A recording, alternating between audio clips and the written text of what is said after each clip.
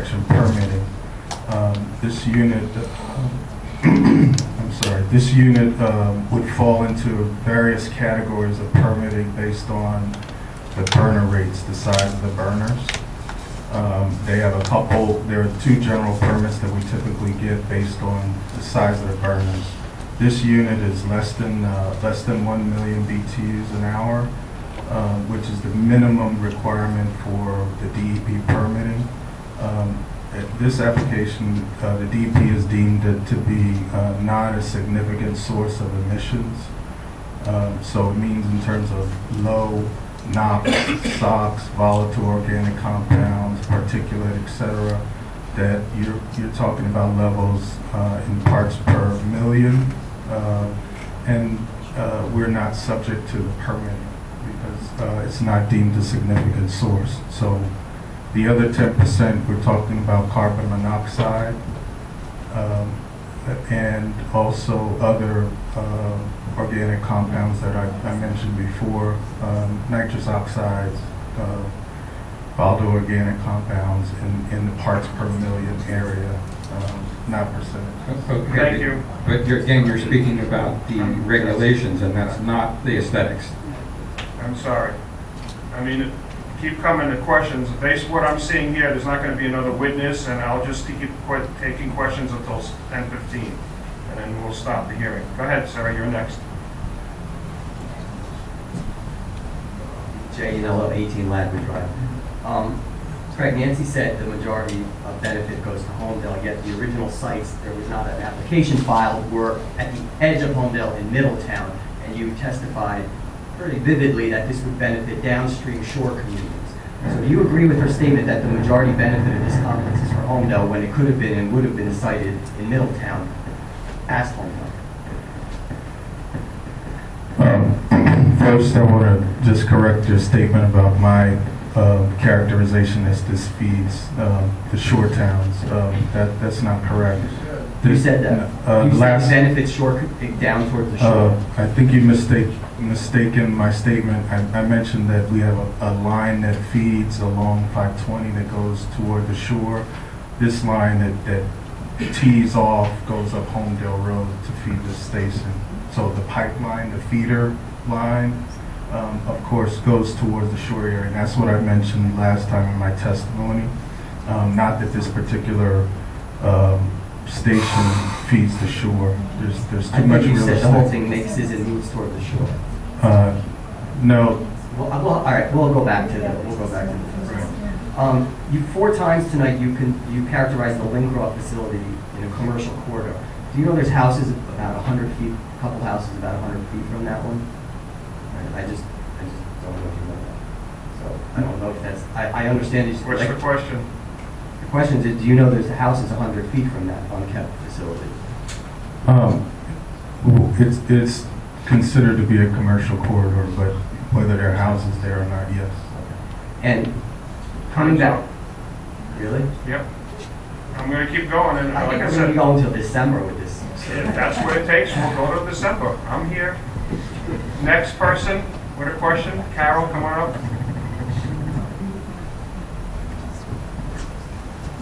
Carol Bomber, 96 Middletown Road, Holmdel. Is this on? Yep, I got you. I have 3 questions. I'm going to try and be really quick, all right? Okay. Now, the first question is for the chairman. Just to clarify, will this witness be available for future questions and a continued hearing? Every witness will be available at the end of all proceedings when all witnesses have made their presentation. We will have the opportunity to question everybody from the beginning till the end. Thank you. Okay. My second question is, we spoke about a study for acoustics, I believe, or audio tonight. Do you consider the applicant conduct this? Is that correct? For the noise? Yes. Noise. Oh, they're going to make a noise study, yes. Okay. In that regard, the last meeting, were there waivers granted for an EIS on this application? I think you voted on that. That's a great question, I think, maybe. Yes. Wait, you need the mic, Rick. The board granted a waiver from an environmental investigation. They did, okay. I would like like to ask the applicant, under municipal land use law, the board has an option to hire an independent expert to conduct a noise study and also an EIS. Does the applicant have any objection to that? We've already been granted the waiver for the EIS, and I just want to clarify that. We did provide a partial environmental impact statement. We requested the waiver from providing a full environmental impact statement. So as to the EIS, we have the waiver. All right, my question is for the board attorney. Just because a waiver was granted, if new information comes forward, does that give you the leeway to require an EIS? The answer is that possibility could be addressed. Thank you. Okay, next question, next person. Regina Crisione, Criscione, 35 Rambling Brook Drive. My understanding is in 2012 you enlarged the pipeline on Holmdel Road and put a temporary regulated station at Vonage. My question is, why did you not apply to have the regulator station put where you wanted to put it at that point? Why did you wait until after the fact, after the pipeline was put in, to then place this here?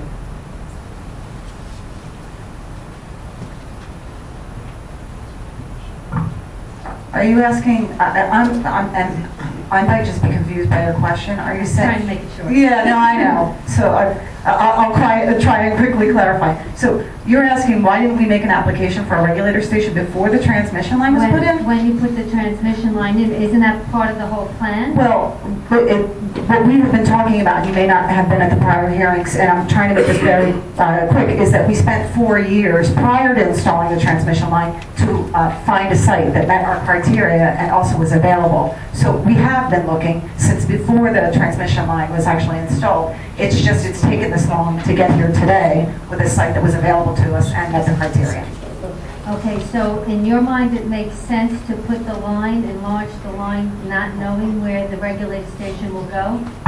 I can't answer that question. I'm the applicant's attorney, but I can tell you the history of why in terms of timing wise. So. Okay. So no answer, okay. And can you add to your list of questions? I know this has been asked a lot, what the other sites were and why they were not considered. I know you talked about it. Can you add that to the list so that can be answered for us? That was already answered, but we will have more testimony of it. We did provide that answer at the beginning of the hearing. I'm not sure that you were here in February. Oh, okay. And you're welcome to go and listen to the tape upstairs from that year. Okay. Time's up. Okay, anybody else? Come on up. You'll probably be the last one. Kim Wygan, Casola. My first question, does this station experience something known as blowdowns?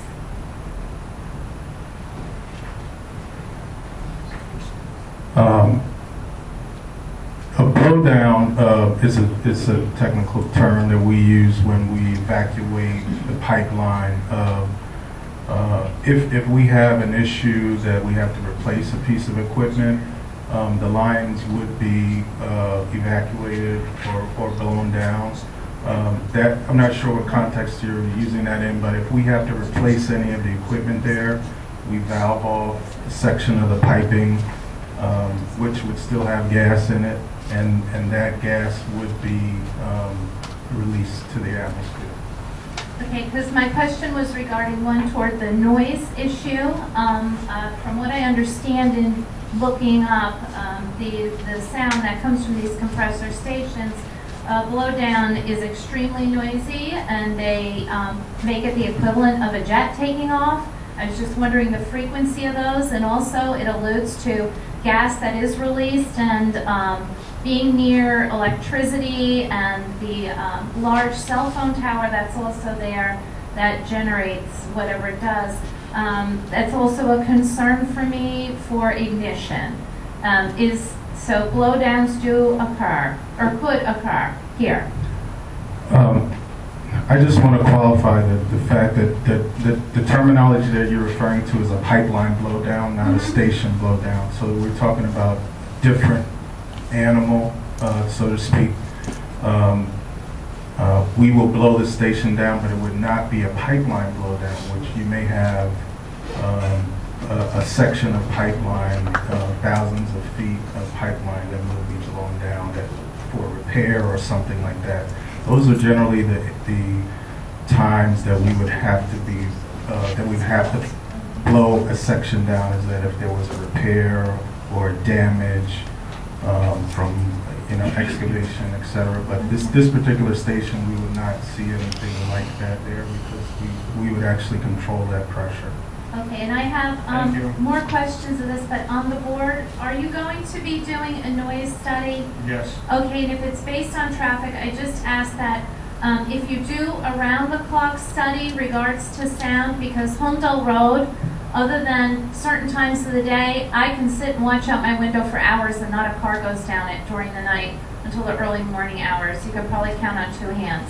It's extremely, extremely quiet over there. Okay. So Kim, what's your question? My question is if you're doing the noise analysis according, and forgive my terminology, I don't know it, according to, like, if you're going to base it on the ambient traffic sounds, if you're going to make a comparison, can you do a 24-hour Right, so. of the road So traffic? you would go at night when it was quiet and the Yes. cars were going by? Yes. What the sound is? Okay. Yes. Greg, can you elaborate on it, how it's done normally?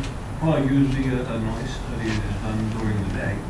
The noise engineer goes out there and his equipment measures the ambient noise during a certain period. The engineer determines what period to use. And they'll come up with a baseline. And as the applicant said, the decibel readings that they have to maintain are set by the state and by Holmdel's ordinance.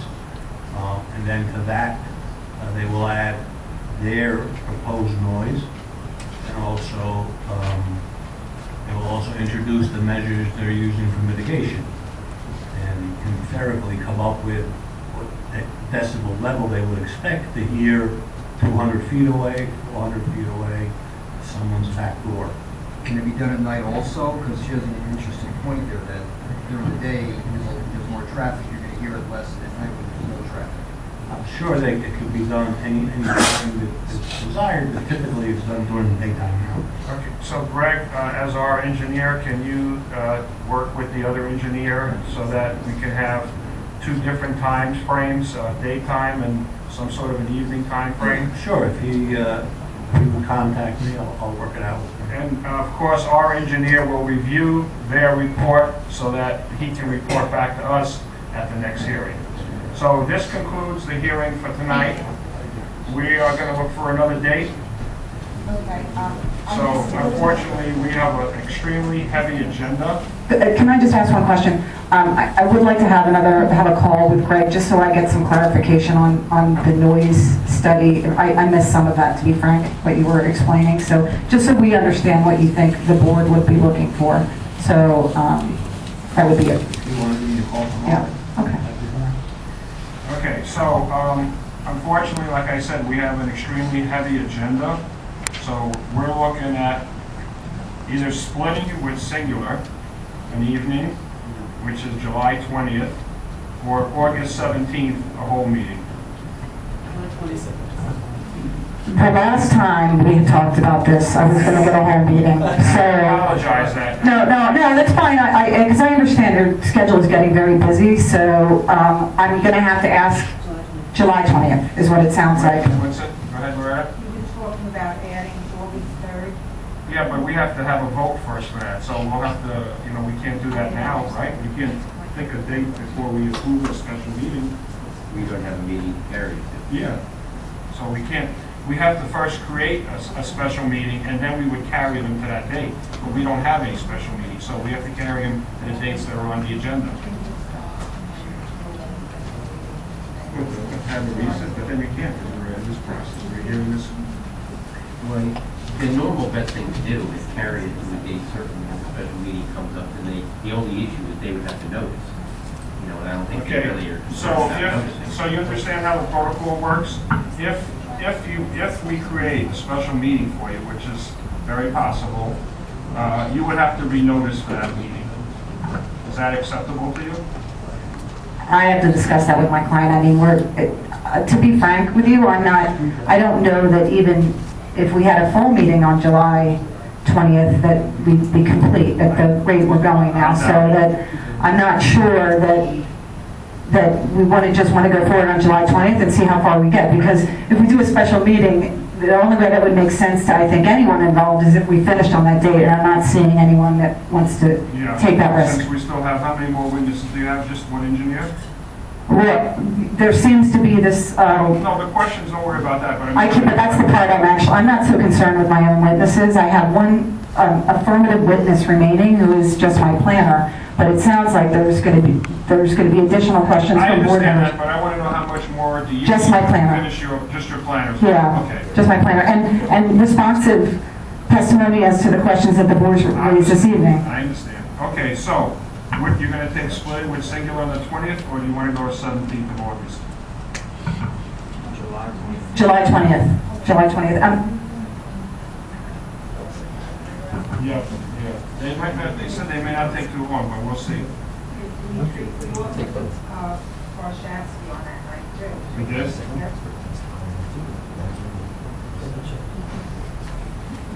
Yeah, we can't change that one. Wait, they have to renotice, right? But we might, all right, let's leave it like that, because we're gonna do a special meeting and then we'll move the other one to that date.